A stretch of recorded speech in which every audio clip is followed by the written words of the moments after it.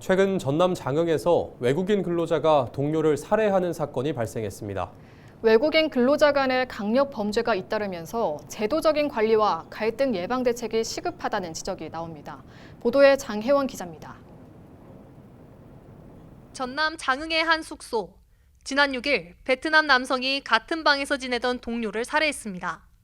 사건이 발생했던 현장입니다. 당시 이곳에서 30대 외국인 노동자가 같은 동료를 흉기로 휘둘러 경찰에 붙잡혔습니다. 경찰은 이 남성이 회식 자리에서 동료와 술을 마시다 말다툼 끝에 범행을 저지른 것으로 보고 수사를 이어가고 있습니다. 주민들에 따르면 해당 남성은 평소 일 처리가 능숙해 일부 동료들 사이에서 따돌림을 당해왔던 것으로 전해졌습니다. 앞서 지난 2023년 영암에서도 비슷한 사건이 발생했습니다.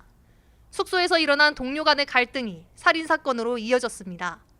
당시 동료를 살해한 스리랑카 국적의 30대 남성은 살인 혐의로 징역 12년을 선고받았습니다. 이처럼 살인 등 전남 지역 외국인 범죄는 해마다 꾸준히 발생하고 있습니다. 전남경찰청에 따르면 최근 3년간 전남에서 검거된 외국인 범죄자는 모두 2,516명, 해마다 800명이 넘는 것으로 집계됐습니다. 유형별로는 교통 관련 범죄자가 가장 많았고 살인과 폭행 등 강력 범죄자는 전체의 약 27%를 차지했습니다. 전문가들은 외국인 근로자 숙소의 경우 사생활이 보장되지 않아 갈등 해결 방안이 마땅치 않다는 점을 지적합니다.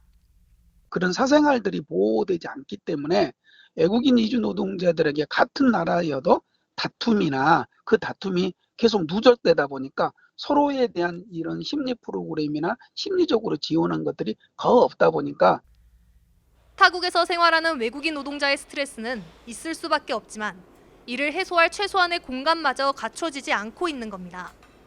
지자체가 직접 운영 중인 외국인 계절 근로자 기숙사는 도내 4곳입니다. 이에 전남도는 외국인 근로자들의 주거 환경을 개선하기 위한 논의에 들어갔습니다. 물론 여러 가지 농어촌이라든가 제조업 분야의 주거 모델을 우리 개발공사가 제안을 한 게 있어서 그런 걸 검토해서 추진을 하려고 하고요.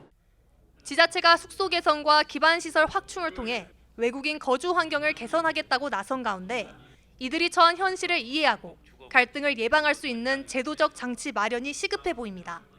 헬로티비 뉴스 장혜원입니다.